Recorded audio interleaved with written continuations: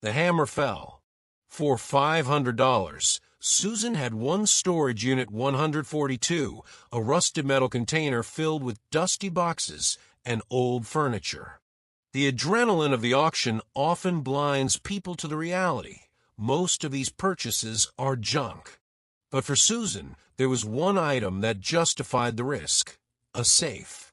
It wasn't a modern digital safe, but a massive cast-iron piece with an analog dial that seemed to have swallowed secrets for decades. The auctioneer, a seasoned veteran, warned, "The safe is sealed. No key, no combination. Whatever is inside, if anything, is your problem." And that was exactly what hooked her. The implicit promise of a forgotten treasure, of a story that time had tried to erase. She wasn't after money, but the thrill of discovery. The safe was heavy, incredibly heavy, and the first attempt to move it revealed something even stranger. It wasn't just sitting on the floor, but welded to the metal structure of the storage unit, hidden behind a false panel. The former owner didn't just hide it, he fixed it permanently.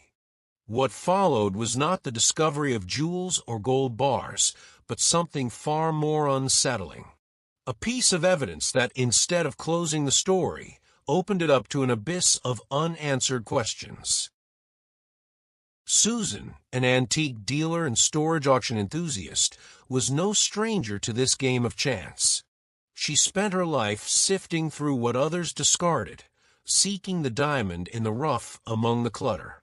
The setting was typical: a dusty storage yard in Southern California, under the relentless sun, where the financial tragedy of some became the opportunity of others. The unit in question, number 142, had been delinquent for months. The auction followed the ritual. The metal door rolled up, revealing a quick glimpse of the contents. Generic cardboard boxes, a metal shelf, some old tires, and in the back, almost imperceptible in the gloom, the safe. The hurried auctioneer barely allowed time for inspection. The unit belonged to a man who, according to records, had paid the rent religiously for almost a decade, until, suddenly, the payments ceased. No change of address notice, no contact, just silence. The mystery wasn't the safe itself, but the profile of the former tenant. Who was the man who stored his belongings for so long, and for no apparent reason, simply vanished, leaving behind such a heavy and valuable object? The safe was an old, high-security model, the kind you see in mob movies, not in a common storage unit. The auction community began to speculate. Was it an empty safe, left behind out of laziness? Or did it contain something so valuable that the owner couldn't risk transporting it, but also didn't care about losing it? Susan's bid was low, $500, a paltry sum for what was at stake. She felt that Unit 142 was not just a repository of things, but a time capsule, an abrupt endpoint in someone's life. And the safe, silent and imposing, was the central question mark. But what truly heightened the mystery was the facility's security log. Unit 142 was the only one to have its alarm remotely deactivated the night before the auction, and the internal surveillance system recorded a spike in network activity, as if a large volume of data was being transmitted from inside the unit, even after the abandonment. The story was about to shift from a simple auction to a case that would challenge the logic of anyone trying to piece together the facts. The real turning point began when Susan and her partner, a locksmith, finally managed to transport the safe to the workshop. The opening process was brutal, aggravated by the fact that the safe had been welded to the storage unit structure, requiring extra work to detach it. Hours of work with torches and heavy tools, turning the object of mystery into scrap metal. When the door gave way with a metallic groan, the smell of mold and old paper filled the air. The interior contained no jewels, no secret documents, no historical artifacts. What was inside was far more mundane, and at the same time, infinitely more shocking. Stacks and stacks of dollar bills, organized in bundles, sealed with rubber bands. They were not old notes, but current currency in excellent condition. The initial count, done with trembling hands, stopped at a number that defied reason: $7.5 million in cash. The discovery transformed Susan from an antique dealer into a central figure in a mystery that police and lawyers would unsuccessfully try to unravel. The first unanswered question was obvious. Why would anyone abandon such a fortune? The storage unit rent was about $100 a month. The former tenant, who supposedly owned $7.5 million, failed to pay $300 in rent, resulting in the auction. This decision was completely incompatible with the evidence found. If the money was illicit, why leave it in such an easily traceable location? If it was legitimate, why not pay the rent or, at the very least, move the safe? The story became complicated with the appearance of the former owners. Through lawyers, they made contact, claiming the money was theirs and that the abandonment was an administrative error. This justification, however, is the point of greatest contradiction. How does an administrative error explain the safe being welded to the wall? Why would a businessman dealing with millions bother to hide the safe behind a false panel and, moreover, fix it permanently if the intention was just to store it temporarily?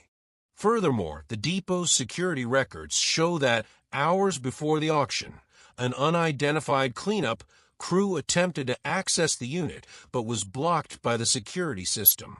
What were they looking for? Why did the access attempt occur precisely after the alarm had been remotely deactivated? The climax of the mystery came in the negotiation. Susan legally had the right to the contents of the safe, as the auction contract transferred ownership of everything in the unit. However, she agreed to return the money, but not for free. The final agreement, which was disclosed, stipulated that Susan would receive a reward of $1.2 million. And here is the strangest detail. The agreement included the return of the physical safe, even though it was damaged and opened. Susan's decision to return most of the money, while morally admirable, added a layer of confusion. Why was the former owner, who abandoned $7.5 million over $300 in rent, willing to pay $1.2 million to recover the rest and the useless scrap metal safe? The logic fails. The case was filed by the authorities as resolved after the negotiation, but the lack of a real conclusion hangs over the story. What really happened to the former owner? Why was the safe there? The only certainty is that the official story doesn't fit, leaving a trail of strange decisions and loose ends that were never tied up. The case of the safe from Unit 142 was closed in court, but the truth remains locked away. Susan moved on with her $1.2 million, but the weight of question never left her. What was more important to the former owner than $7.5 million? The money, as much as it was a fortune, seemed to be just a disposable chess piece in a much larger, darker game. The absence of a credible explanation for the abandonment, combined with the evidence that the safe was welded to the wall, and that there was an unauthorized access attempt hours before the auction, is the real mystery. It wasn't an oversight, but a complex operation. The detail of the negotiation, where the former owner insisted on recovering the damaged physical safe at a cost of $1.2 million, is the piece that doesn't fit at all. What was in the structure of that old metal that was worth so much? Some secret compartment that Susan didn't find? Some encrypted data that only the safe could transmit? The story dissolves into speculation, and that's where the discomfort lies. You can close a safe, but you cannot close a mystery that defies human logic. Unit 142 was emptied, the safe returned, but the feeling that something fundamental slipped away, that the story we were told is just the surface of a much deeper and more disturbing truth, that feeling, my friends, is what stays with you. And what was truly inside that safe? It wasn't the money. It was the proof that some stories simply don't close. If this case messed with your head, follow the channel for more stories like this. We share real events that were documented, but never fully explained. And if there's a case you think should be told here, leave it in the comments. Until the next video, bye-bye.